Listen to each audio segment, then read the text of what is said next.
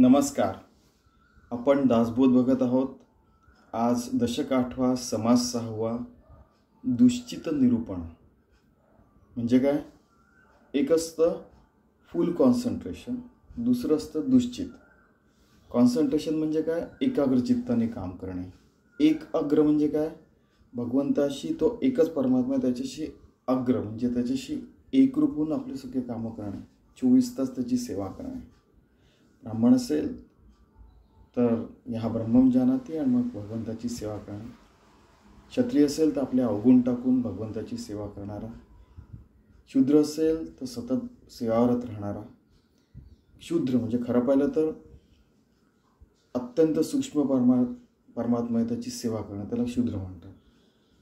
आणि उरलं काय की जो वैश्य आहे तो आपला कोणता फायदा करायला की आपण कोणताही काम केलं त्याच्यातनं एकच फायदा की आपण परमात्मा प्राप्ती करू.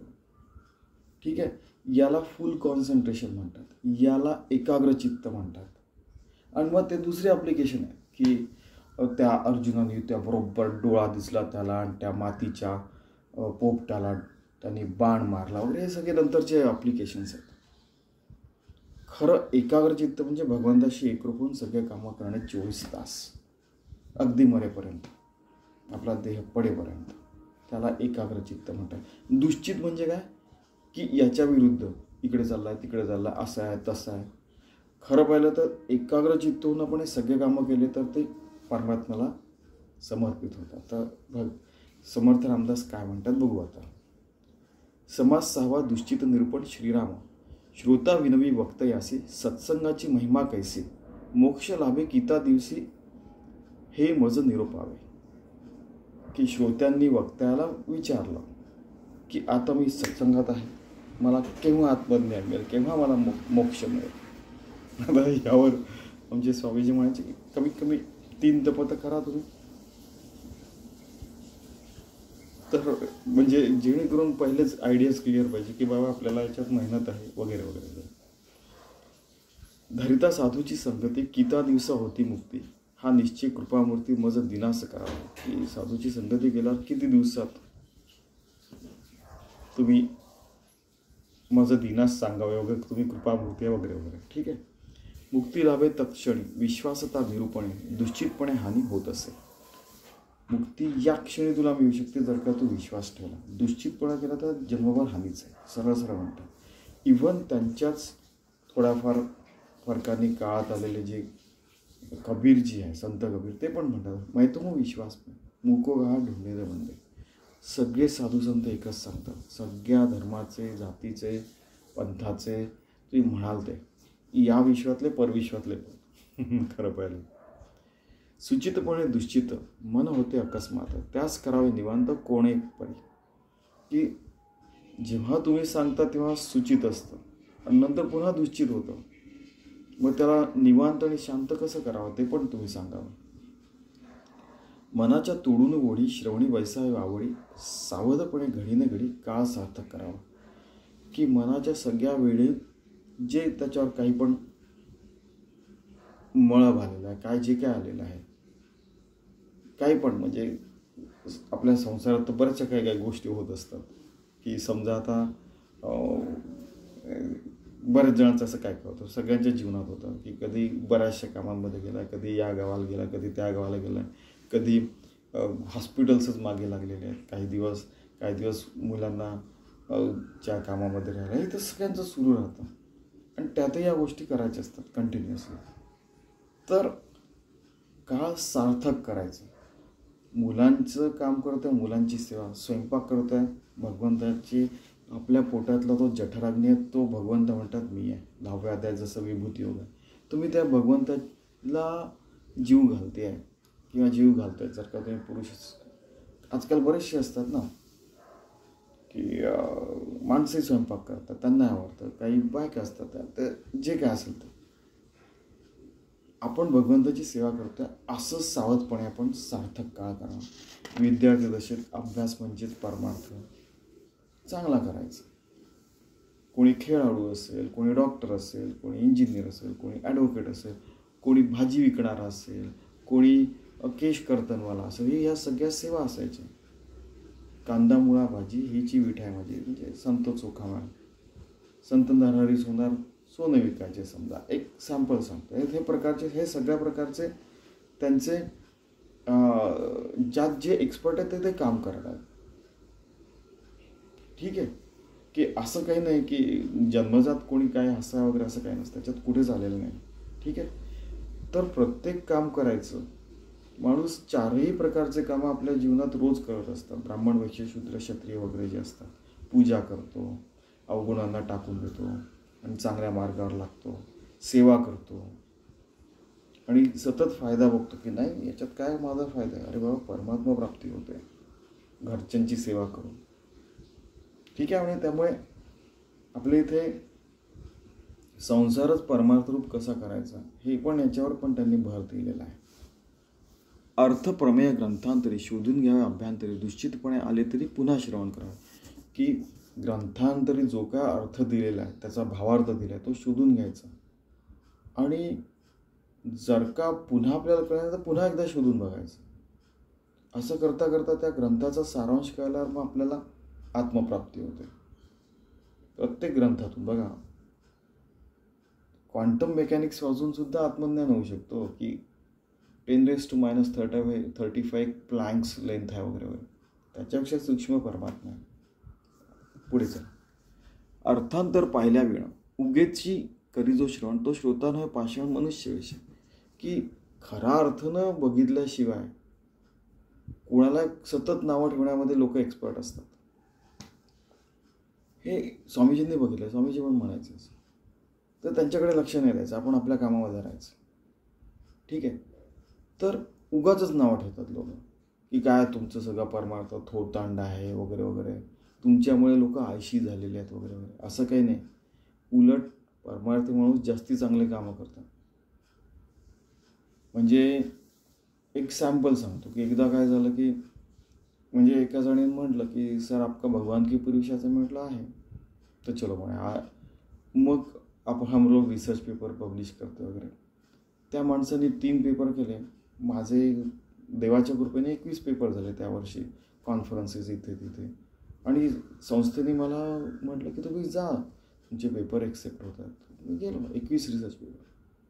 केवळ आपण परमार्थी राहिलो तर आपण जास्त इफिशियंट बनतो, इफेक्टिव्ह बनतो आणि आपण एथिक्स आणि व्हॅल्यूज असल्यामुळे वाईट गोष्टी करू शकत नाही. किती आरोप झाले, आपल्याला संस्थेतून काढण्यात आला, वाईट आरोप झाले तरी आपण तर आपला परमार्थ सोडायचा नाही. आपल्याला माहिती आहे की पूर्ण जगाचा विश्वास नसला तरी चालेल, आपला स्वतःवर विश्वास पाहिजे. ह्या घडलेल्या त्या गोष्टी बरेच जण फेस करतात. चांगलं काम करून सुद्धा डिपार्टमेंट बंद झालेले आहेत. आम्ही इतकं सुंदर काम केलं होतं की रिसर्च अँड डेव्हलपमेंटमध्ये की 3 वर्षात काम करून दिलं.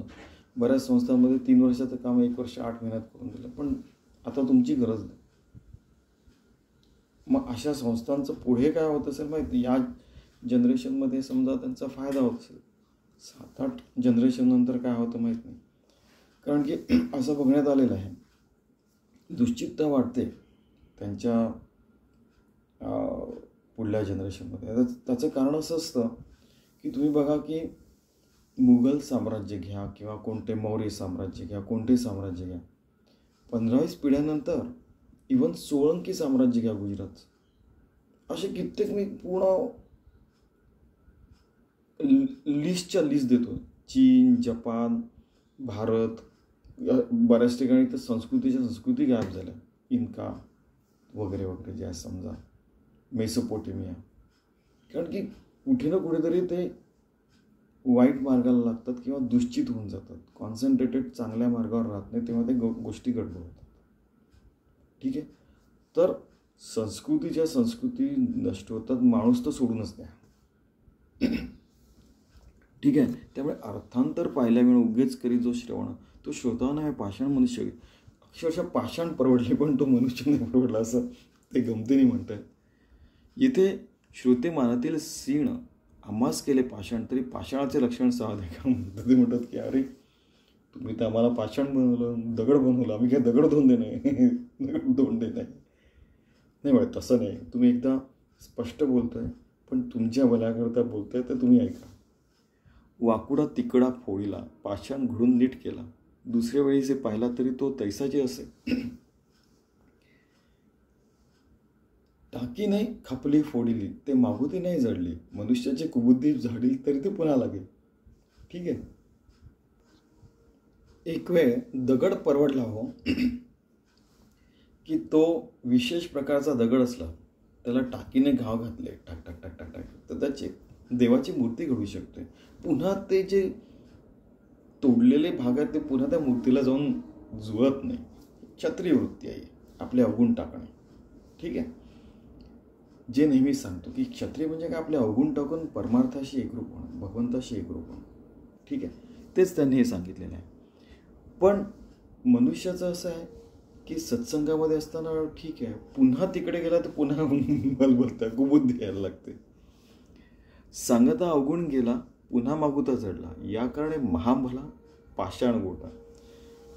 किती सांगितलं तर काही काळापुरते अवगुण जातात, पुन्हा ते अवगुणी त्यांना जाऊन जुळतात. त्यापेक्षा तो दगड परवडला, पाषाण गोटा परवडला. ज्याचा अवगुण झडेना तो पाषाण उणा, पाषाण आगळा जणा कोटी गुणे. ज्याचे अवगुण निघतच नाही ते अगदी पाषाणापेक्षा चांगले नाही आहेत. पाषाण उलट कोटी गुणे त्यांच्यापेक्षा चांगलं आहे असं ते म्हणतात. कोटी गुणे कैसा पाषाण त्याचे एका लक्षण, श्रुती करावे श्रवण सावध होणे.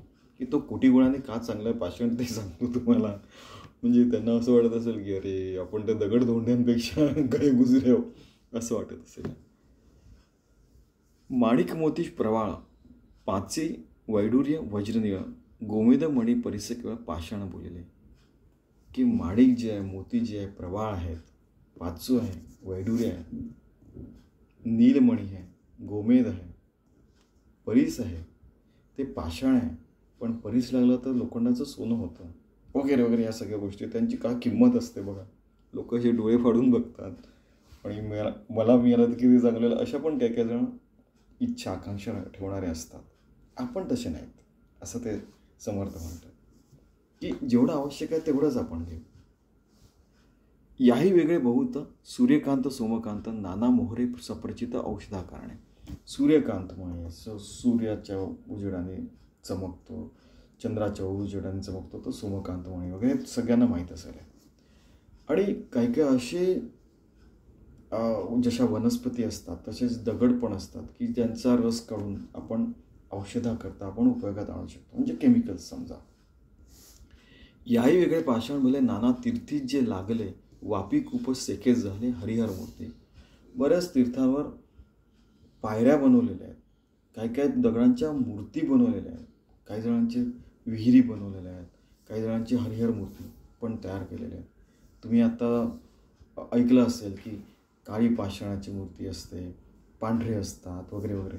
तुम्ही अक्षरशः पुण्यात बघा, नागपुरात बघा, बंगलोरला बघा, जगात कुठेही बघा, किती सुंदर मूर्त्या घडवलेल्या असतात. विशेष प्रकारचे दगड लागतात त्याकरता. आणि तो दगड तो परमात्माच तयार करतो, ती पृथ्वीमाता तयार करते.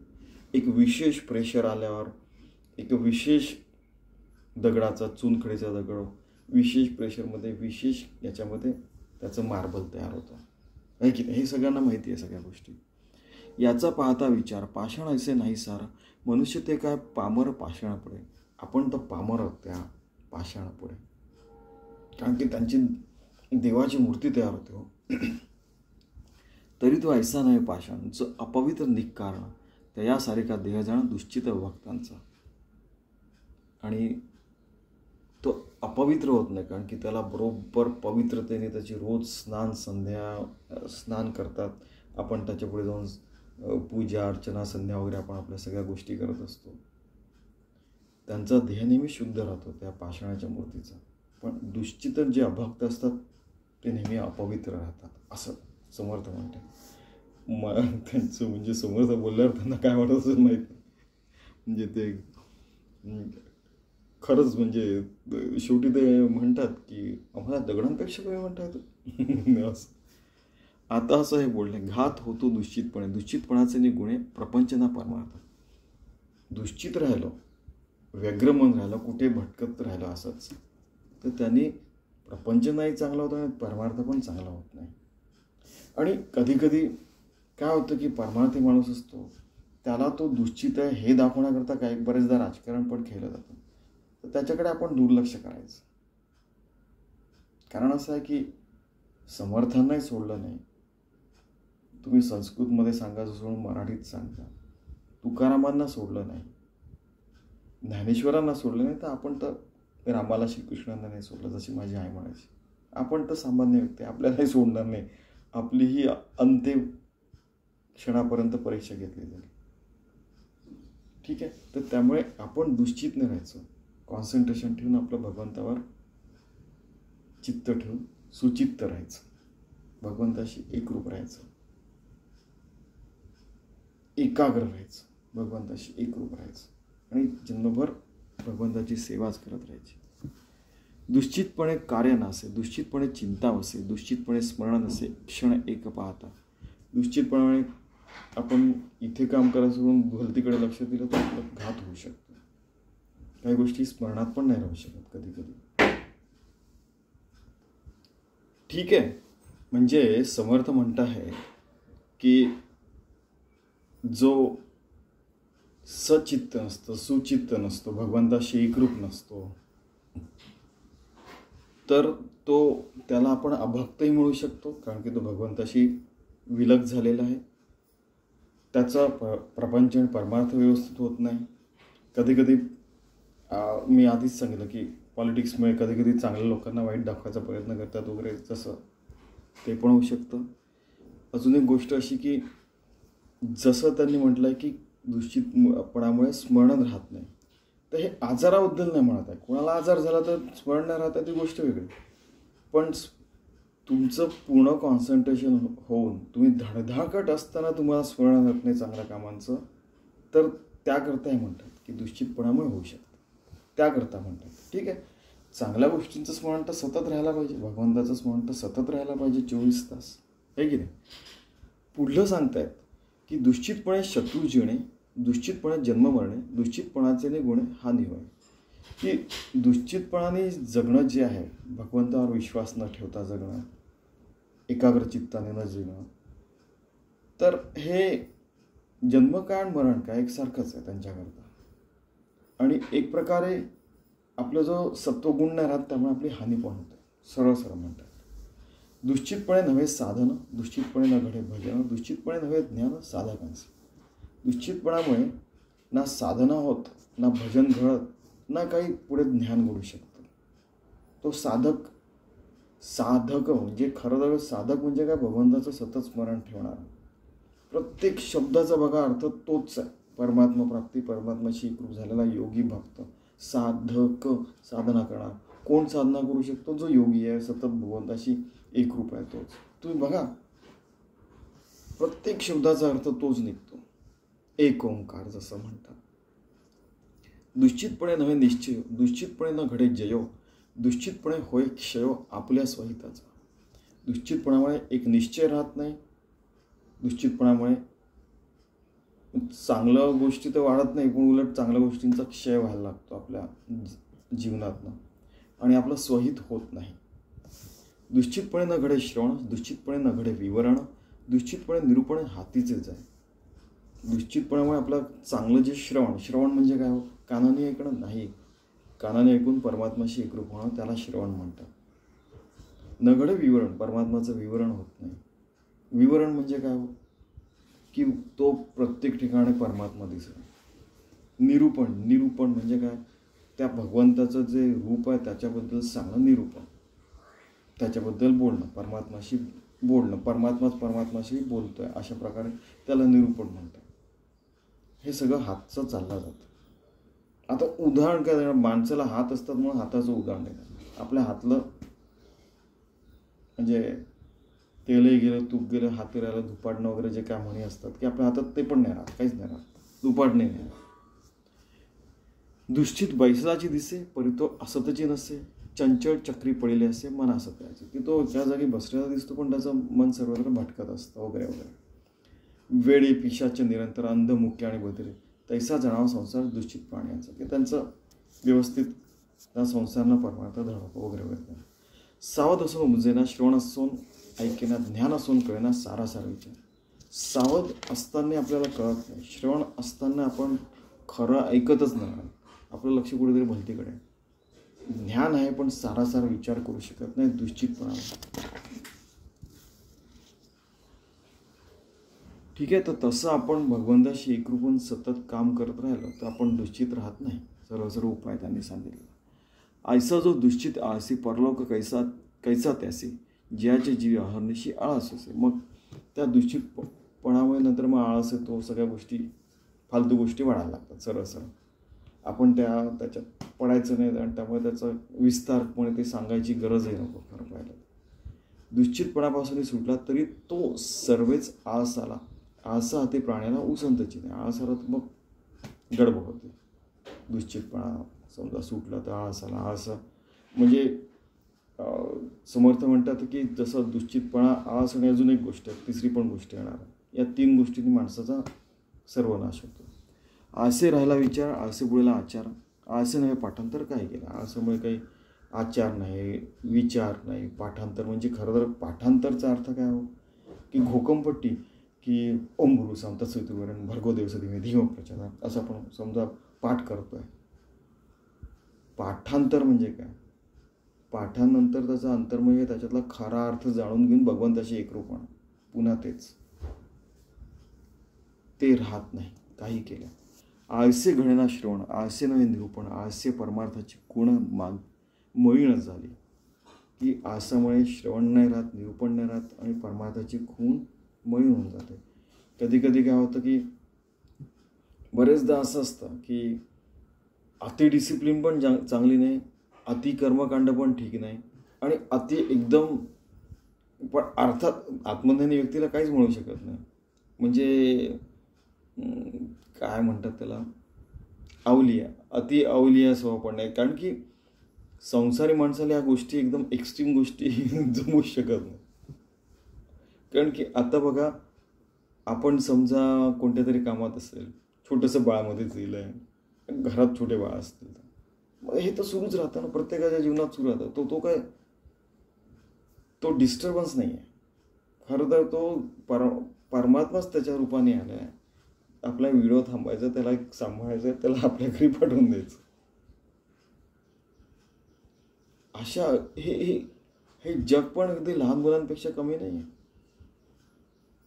म्हणजे एकदा गमतीने आम्ही बोलत होतो, त्यांना म्हटलं तू किती वर्षात, म्हटलं 1 अब्जाचा वर्षात आता असेल. का बरं, कारण की तेव्हापासून जीव तुटला असेल, तेव्हा 84 लक्ष येऊन इथून गेलेलं म्हणून गमतीने बोलत होतो. अच्छा, मग तर सगळे जण तर्क वगैरे काढायला लागले की असं असतं तसं असतं, थोतांडा आहे वगैरे. थोतांडा शब्द तर खूपच पाठच असतो लोकांना वगैरे वगैरे वगैरे. आणि सगळी गडबड होऊन जाते. मग सगळी अतिनित्य नेमामुळे काय होतं की बरेचदा असं असतं की आपला देह आहे खरं पाहिलं तर, आपण काही रोबोज नाही आहे. तर कधी विश्रांती पाहिजे, कधी सगळं बॅलन्स कसं करायचं, ते खूप म्हणजे खरं पाहिलं तर 50-60 वर्षानंतर देवाला सांगूनच द्यायचं की कधी बाबा खूप थंडी असली तर आंघोळ होऊ शकणार नाही, मग मी प्रोक्षणच करेन, गंगा आहे घरी वगैरे वगैरे. कारण करणार काय, म्हणजे आपण खूप थंडीत राहत असलो तर एकदा कॅनडामध्ये -40 डिग्रीज टेम्परेचर होतं. एका जणाने म्हटलं की हात बंद, डोळे मीट, आणि त्याने कोणत्या तरी हाताला मारलं, कोणत्या हाताला मारलं कळतच नाही. अशा वेळेला आंघोळ करून निघणं, आपण तिथे नुकतंच गेलेलं आहे, गडबड होऊ शकतं. तर प्रोक्षण करून जायचं, आपले पूजा वगैरे सगळं, म्हणजे एक्स्ट्रीममध्ये करायचं काय अशा वेळेला. आणि नाही तर मग दुसरा उपाय असा होता की जो मी करायचो, गरम पाण्याने आंघोळ करायची, 1 तास शांतपणे घरात बसायचं, मग सगळे कपडे घालायचे, इनर वेअर्स, थर्मल वेअर्स आणि सगळं घालून मग बाहेर निघायचं. प्रत्येक ठिकाणी ॲडजस्टमेंट होऊ शकतं. उपाय काढायचं काहीतरी. नाहीतर काय होतं की आळसे नित्यनेम राहिला, आळसे अभ्यास बुडाला, आळसे आळस वाढायला असंभाव्य, की आळसामुळे नित्यनेम राहून जातं, अभ्यास बुडतो आणि मग ज्या संभाव्य गोष्टी असतात त्या असंभाव्य होऊन जातात. आळसे गेली धारणा धृती, आळसे मळीन झाली वृत्ती, आळसे विवेकाची गती मंद झाली. आळसेमुळे धारणा चालली जाते आपली. धारणा म्हणजे भगवंताशी एकरूप होणं वगैरे. पुन्हा सगळ्याचा अर्थ एकच आहे. योग म्हणजे भगवंताशी एकरूप होणं. अभ्यास म्हणजे भगवंताचाच अभ्यास करणं, सतत त्याच्याशी एकरूप राहणं. धृती तेच, तेज क्षमा धृती वगैरे जे. आळसाने मळीन झाली वृत्ती. वृत्ती पण मळीन होऊन जाते. मलिन होऊन जाते म्हणजे काय की मल चढतो त्या वृत्तीवर, की नाही आता राहू दे ना, आज पाऊस यायला जाऊच नको, शाळेतच नको जाऊ. ठीक आहे, अरे नाही पण मग 10पेक्षा वर सुट्ट्या घेतल्या तर आपला पगार कटतो. अरे नाही नाही नाही, मग झाला पाहिजे. कोणाला काय एनकरेज करेल काय सांगता येतं. कोणाला पैसा एनकरेज करतं, कोणाला लोकांची सेवा एनकरेज करतं, कोणाला परमार्थ प्राप्ती एनकरेज करतं, कोणाला काय मेहनत एनकरेज करते, मला वजन कमी करायचं आहे, what ever it may be. पण त्या सगळ्या वृत्ती आपण परमार्थाशी एकरूप केला तर फायदा होऊ शकतो. आळसी विवेकाची गती मंद झाली. आळसामुळे विवेक पण चालला जातो, मंद होऊन जातो. आळसी निद्रा वाढली, आळसे वासना विस्तारली, आळसे शून्याकार झाली, सद्बुद्धी निश्चयाची.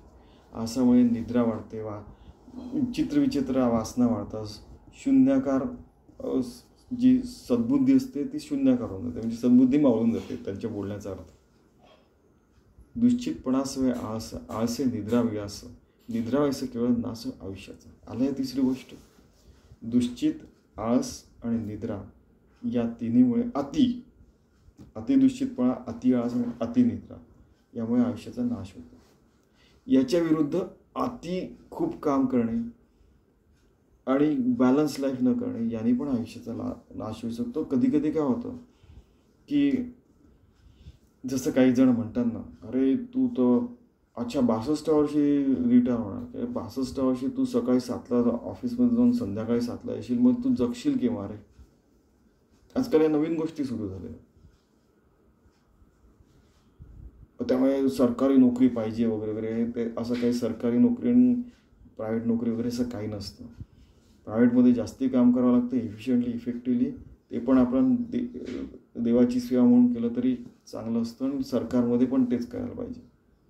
सरकारी लोक काम नाही करत म्हणून प्रायव्हेट कंपन्या निघाल्या, सरळ सरळ त्याचा दुसरा अर्थ असा निघतो. अजून एक गोष्ट अशी आहे की प्रायव्हेट कंपन्यांनी एक्सप्लॉयटेशन केलं म्हणून लोक सरकारी कंपन्यांकडे चाललेले. अजून तिसरी गोष्ट अशी आहे की जॉब निर्माण नाही होत आहे म्हणून लोक त्याच्याकडे जातात. अजून चौथी गोष्ट अशी आहे की लोकांचा कशावर विश्वास नाही. असे बरेचसे अर्थ निघू शकतात.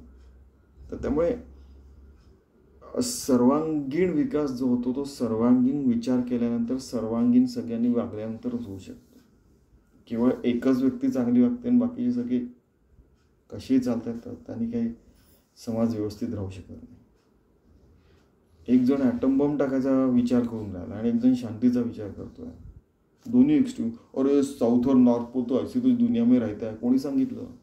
कोणी तुमचा ब्रेन वॉश केला? खरं तर सगळेजण आत्मज्ञानी होऊ शकतात असं यांनी लिहिलेलं समर्थांनी. निद्रा, आळस, दुश्चितपणे ह्याची मूर्खाचे लक्षण येणेकरिता निरूपण उमजेना. ठीक आहे की निद्रा, आळस आणि दुश्चितपणा हे 3 गोष्टींमुळे मूर्खाचे लक्षण वाढतात आणि निरूपण समजत नाही. निरूपण भगवंताचं वर्णन समजत नाही, भगवंताशी एकरूप होऊ शकत नाही. हे तिन्ही लक्षणे जेथे विवेक कैचा असेल तेथे अज्ञानास व्यापरते सुखची नाही. हे तिन्ही जिथे आहेत तिथे विवेक नाही राहत. ज्ञानाची जागा अज्ञान घ्यायला लागतं आणि त्यामुळे सुख मिळत नाही. क्षुधा लागताच जीवीला, जीवन उठता आळस आला, आळस येता निजेला सावकास. की अतिशुद्धा घातक आहे, अति आळस घातक आहे सगळं. सॉरी. आणि जेवायचं झोपायचं हे खूपच योग्य नाही. मग तुम्ही श्रीमंत असा, वाईट मार्गाचे असा की काही असा, की अतिजीवन अति झोप हे योग्य नाही. हां, तुम्हाला काही आजार झाला आहे त्यानंतर तुम्ही आराम करता त्याच्यामध्ये निघताना त्याला आळस नाही म्हणत. लोकांना हे पण सांगावं लागतं. म्हणजे एकदा काय झालं की एक अत्यंत डिसिप्लिन व्यक्ती, त्यांना सकाळी 5ला उठायची आणि रात्री 10ला झोपायची. मग त्यामुळे काय होतं की ते नाही झालं तर त्यांना काहीतरी गडबड वाटायला लागते. अहो, देह आहे आपला, आपली बॉडी आहे, त्याला मर्यादा असते. ते काय रोबो नाही की या वेळेला सांगितलं त्या वेळेला काय. एखाद्या वेळेला आपल्याला थोडीशी सूट पण द्यावी लागते की 5 मिनिट 4 मिनिट इकडे तिकडे. कधी कधी होऊ शकतं असं, आहे की नाही? त्याला आळस नाही म्हणत. कधी एखाद्या वेळेला असं होणार. निजून उठताच दुश्चित कदा नाही सावचित, तेथे कैचे आत्मीत निरूपण. की झोपेतनं उठला दुश्चित, आता काय करायचं, आता काय, काही कळतच नाही. सावचित राहायला पाहिजे, तरच आपलं आत्महित होईल, निरूपण आहे. आता तुम्ही निरूपण ऐकाल तर तुम्हीच तुमचा आत्महित होईल. मरकटापाशी दिले रत्न, पिशाच्या हाती निधान, दूषितापुढे निरूपण तयापरी होय. की माकडाच्या हातात हिरा दिला समजा, तो असा फेकून दिला. पिशाच्याच्या हाती निधान दिलं किंवा दूषितापुढे निरूपण केलं तर ते वाया जाईल. तर तसं आपण नको राहायला, असं सावध करतायत. शेवटी समर्थ रामदास माफी पण मागतायत की मी इतकं कठोर बोलतो त्याबद्दल मला माफी मागतो तुमची. नाही तर पण मी कठोर नाही बोललो तर या गोष्टी समाजातून निघणार नाही. आता असं ही उपपत्ती, आशंकेची कोण गती, किता दिवस होते मुक्ती, सज्जनाचे निसंगी. आता तुम्ही जो पहिला प्रश्न विचारला, पहिली जी आशंका घेतली आहे की किती दिवसात मला मुक्ती मिळेल की मी सज्जनांच्या संगतीत राहिलो होतो, खरं पहिला त्याची अक्षण आहे आणि आधीच म्हटलेलं. पण पुन्हा विस्ताराने सांगतात. ऐका त्याचे प्रत्युत्तर, कथेसी व्हावे निरोत्तर, संत संघाचा विचार ऐसा असे. की याचं प्रत्युत्तर असं आहे की सत्संगाचा विचार केला तर आपण आतमध्येच सत्संगात आपण भगवंताशी एकरूप आहोत. आपण परमार्थ आहेच, आत्मज्ञान आहेच आहे. जसा कसा लोह परिसेसी लागला, थेंबुटा सागरे मिळाला, गंगे मिळेस सरिते संगम झाला तक्षण. थेंबुटा सागरे बुडाला, जे नेहमी सांगत असतो ते या दुश्चित मध्ये आहे रूपाने. परिसाला लोह लागल्याबरोबर इमिजिएटली त्याचं सोनं होतं. थेंबुटा एक थेंब असतो, तो सागरात बुडाल्याबरोबर आत्मज्ञान होतं. गंगा सरिते संगम झाला, गंगा हुगळी नदी, जशी कलकत्त्याला जाऊन गंगा नदी हुगळी नदी समुद्राला मिळते, समुद्राला मिळाल्याबरोबर त्या क्षणी आत्मज्ञान झालंच झालं. सावध साक्षपी आणि दक्ष, तयास तत्काळची मोक्ष, इतरांस ते अलक्ष लक्षिले नावाचे. की जो सावध आहे, साक्षपी आणि दक्ष आहे, एक अत्यंत सावध साक्षपी, किंवा आता भगवंत आहेच आहे तर आपले काम असे होत आहेत, ते भगवंताचंच कार्य सुरू आहे. आणि दक्ष आहेत, सावधपणाच्या पुढे दक्ष, की अत्यंत तत्पर आहेत, चांगलं कामा करता आणि अत्यंत दक्ष आहे. आपण याचा अर्थ पण इथे बघूया. त्याला त्याच क्षणी मोक्ष मिळतो, त्याच क्षणी त्याचं आत्मज्ञान आहेच आहे. इतरांकरता ते अत्यंत कठीण आहे, चवळीच्या. त्याचप्रमाणे जो अत्यंत सावध आहे, कष्टाळू आहे आणि तत्पर आहे, त्या सत्समागमामध्ये ताबडतोब मोक्ष प्राप्त होतो. ज्याच्या अंगी हे गुण नाहीत त्यास अत्यंत सूक्ष्म ब्रह्मतत्व, ब्रह्मस्वरूप पाहू म्हटले तरी पाहता येत नाही. पहिल्यांदा आपण वाचलं, बाकीचे आपण असेच भावार्थच बघतो. कष्टकरी, त्यांनी स्मार्ट वर्क नाही म्हटलेलं आहे, कष्ट म्हटलेलं आहे. कष्टामध्येच स्मार्ट वर्क आहे. Hard work is the only smart work. कारण की स्मार्ट वर्कच्या नावाने लोक चोऱ्या करतात हे आपण बघितलेलं आहे. कामाची चोरी, वेळेची चोरी, पैशाची चोरी. कारण की काम आणि वेळेमुळेच पैसा नोकरीमध्ये मिळत असतो. नाही हो, 10 झाले कस्टमर, आता अजून मी आज घेणार नाही सरकारी याचे. मी त्यांना म्हटलं प्रायव्हेटमध्ये तर आम्ही 5-5 हजार ॲडमिशन एकेका दिवसाला करतो प्रायव्हेट युनिव्हर्सिटीमध्ये. एकेका ह्याच्यामध्ये प्रत्येक युनिव्हर्सिटीमध्ये असतो. 5-5 हजार, आम्ही तर 10च करतो म्हणे सरकारी कामामध्ये. 10 कस्टमर झाले की झाला म्हणतो आमचं. म्हटलं म्हणूनच प्रायव्हेटायझेशन होत असेल. म्हणजे याच्यावर पण विचार व्हायला पाहिजे की एवढं एक्स्ट्रीम नको आणि तसं तेवढं एक्स्ट्रीम नको, 10 नको आणि 5,000 नको. कुठे ना कुठेतरी बॅलन्स यायला पाहिजे, तरच आपला पुढला समाज जो आहे व्यवस्थित राहील. इतरांच ते लक्षणे नव्हते. इतरांना आत्मज्ञान होऊ शकत नाही जे सावध, साक्षीपणी दक्ष आहेत. हार्डवर्कर्स आहेत, सावध आहेत, आणि इथं त्यांनी सांगितलं, आपण बघितलं, अत्यंत सावध, कष्टाळू आणि तत्पर. ठीक आहे. आणि आमच्या लहानपणी एक लेसन होता मराठीत की म्हणजे तत्पर. तरुणाई म्हणजे काय? तत्परता. तत्परता पाहिजे प्रत्येक कामामध्ये. की बाबांनी काम सांगितलं पटकन केलं, आईने सांगितलं पटकन केलं, ऑफिसमध्ये पटकन करायचं, मग आपल्या कामाला लागायचं. एज्युकेशनमध्ये आवश्यक आहे की शिकवल्यानंतर आम्ही लगेच रिसर्च पेपर, पुस्तक वगैरे लिहायचे कामं वगैरे करतो, जेणेकरून तिथले ते 8 तास ते व्यवस्थित मुलांनाही सहभागी करतो, जेणेकरून ते पण पुढली जनरेशन तयार व्हावी वगैरे वगैरे. बरोबर आहे की? तर त्यामुळे हजारो लोक तयार होतात जे पुढल्या बाजून पिढीला तयार करू शकतात, पिढीला. ठीक आहे. सावध, साक्षीपणे दक्ष, तयासा तत्काळाची मोक्ष, इतरांस ते अलक्ष लक्ष देणं वाचे, इतरांना ते होऊ शकत नाही. येथे शिष्य प्रज्ञाचं केवळ, प्रज्ञावंत न लगे वेळ, अनन्याचा तत्काळ मोक्ष लागे. किती सुंदर. इथे शिष्याची प्रज्ञा केवळ, प्रज्ञावंत न लगे वेळ. जो प्रज्ञावंत आहे, प्रज्ञानम ब्रह्म, त्याला लगेच मिळतं. अनन्याचा तत्काळ मोक्ष लागे. जो अनन्य झालेला आहे, भगवंताशी अनन्य, म्हणजे योगी झाला आहे, भक्त झाला आणि तो त्याच्याशी एकरूप झाला आहे, त्याला मोक्ष आहेच आहे, नित्यमुक्त आहे तो. मोक्ष लावे तत्काळ. प्रज्ञावंत आणि अनन्य, त्यास न लगे एक क्षण, अनन्य भावार्थी विण, प्रज्ञा खोटी. सुंदर. पुन्हा त्याने रिपीट केलं की जो प्रज्ञावंत आहे, अनन्य आहे, त्याला एका क्षणात आत्मज्ञान होतं, आणि अनन्य झाल्यावर, योगी झाल्यावर, भक्त झाल्यावर त्याला सतत आत्मज्ञान आहेच आहे. आणि यात अजून एक सावध त्यांनी दिलेलं आहे की केवळ सूक्ष्मबुद्धीने होऊ शकत नाही, त्याच्याकरता अनन्य, प्रज्ञावंत आणि भगवंताशी एकरूप होणं, विश्वास, या सगळ्या गोष्टी आवश्यक आहेत.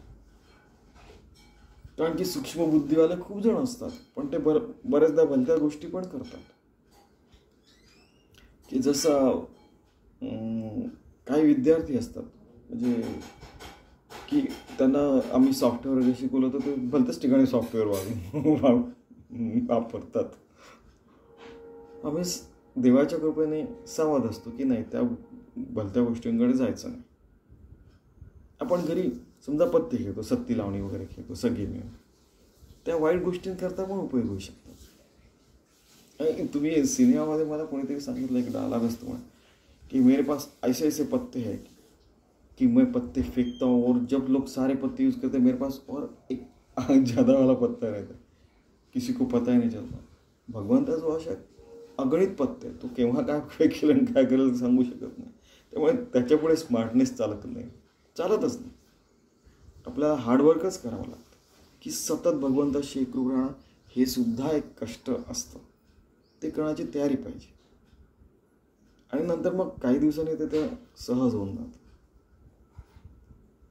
पण स्वामीजी म्हणायचे कमीत कमी 36 वर्ष, आणि खूप लहानपणी साधना सुरू केली तर 12 वर्ष समजा, आणि मग ते जन्मभर करावं लागतं. हो, ती साधना जे असतं ते भगवंताशी एकरूप राहणं, योग येऊन भक्त होऊन सगळे काम करणं सतत सुरू ठेवावं लागतं.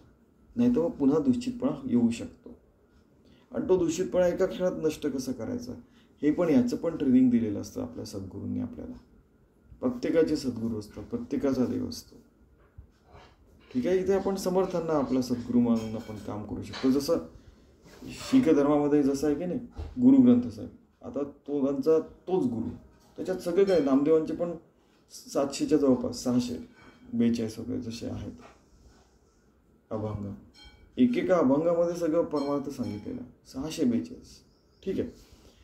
तर तसं रामदासांना, दासबोधा आपण गुरु म्हणून आपण सुरू करू शकतो साधारण. नंतर देव आपल्याला मार्ग दाखवेलच. खूप जणांचं असं झालेलं आहे. मागच्या काळामध्ये पण असं झालेलं आहे की त्यांनी समर्थांना सद्गुरू मानलं आणि मग त्यांनी साधना केली वगैरे वगैरे. मग त्यांना पुढे जाऊन गजानन महाराज त्यांचे सद्गुरू झाले, पुण्याचे असे इतर कितीतरी जण आहेत. तसं काय काय घडलेलं. प्रज्ञेविणा अर्थ न कळे, विश्वासेविणा वस्तू ना कळे, प्रज्ञा विश्वासे गळे देहाभिमान. आपल्याला जर भगवंताची प्रज्ञा नसली, बुद्धी नसली, विश्वास नसला आणि प्रज्ञा आणि विश्वास दोन्ही नसलं तर आपला देहाभिमान वाढायला लागतं की या मेरे जैसा पॉवरफुल कोई नाही, मेरे जैसा हुशार कोई नाही, नाही काय हुशार नाही, माझ्यासारखा श्रीमंत कोणीच नाही वगैरे वगैरे, मी असा आहे मी तसा आहे वगैरे. एकदा काय झालं की जसं इंटरव्ह्यूमध्ये आपल्याला सांगावं लागतं की मी असं केलं आहे तसं केलं आहे, त्यामुळे मला तुम्ही जॉब द्या वगैरे असतं की नाही तसं. तर त्यांना म्हटलं की हे स्वतःची स्तुती नाही झाली काही, म्हणजे देहाची स्तुती नाही का झाली, सगळे निरुत्तर झाले. मग असे इंटरव्ह्यू तुम्ही का घेता म्हटलं, त्यांचं जो उत्तरच नाही आहे की. ठीक आहे. देहाभिमानाचे अंती सहजाची वस्तुप्राप्ती, सत्संगे सद्गती विलंबची नाही. देहाभिमानाचा अंत जो आहे त्यांनी काय होतं की आपलं नुकसान होतं. आणि ती जी सहज वस्तुप्राप्ती, वस्तू म्हणजे परमार्थ म्हणजे परमात्मा प्राप्ती, तर देहाभिमानामुळे सत्संग आणि सद्गती जी असते ती मिळत नाही. पण आपण भगवंताशी एकरूप राहिला, आपला अभिमान गळून पडला तर सद्वस्तू प्राप्ती होते, सत्संग प्राप्ती होते आणि सद्गती पण विनाविलंब आपल्याला मिळू शकते. आता यांचा अर्थ काय बघू आपण एकदा, की मी देह ही भावना नाश पावली की अगदी सहजपणे आत्मवस्तू लाभते. अशा रीतीने सत्संगतीमुळे उत्तम गती लाभण्यास विलंब होत नाही. तेच त्यांनी सांगितलेलं आहे. सावध साक्षपी विशेष प्रज्ञावंत आणि विश्वास तयास साधनी सयास करण्याची न लागे.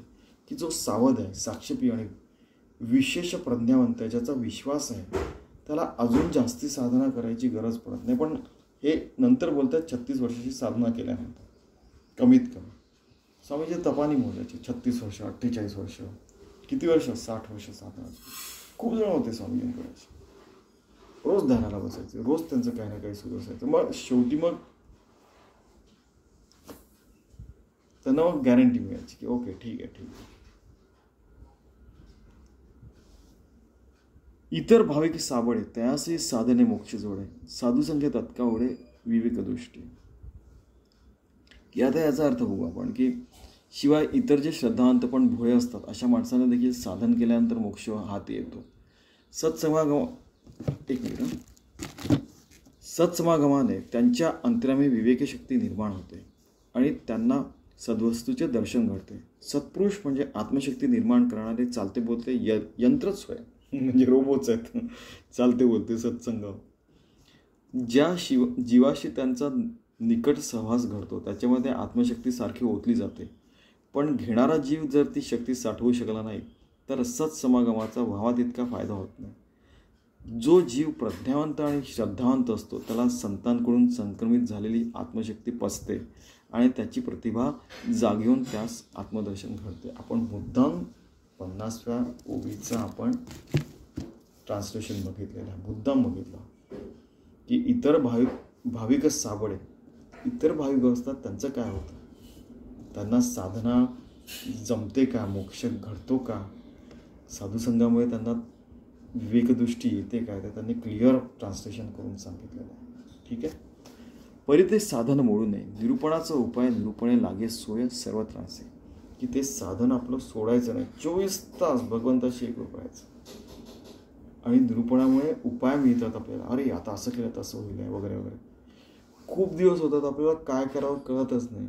मग कुठेतरी आपण बोलतो, ऐकतो, खूप जणांशी भेटतो, खूप जणांचं आपण वाचतो, खूप जणांचं आता व्हिडिओज पण असतात, चांगले व्हिडिओज बघतो की आता काय करायचं, असं झालं तर काय करायचं वगैरे.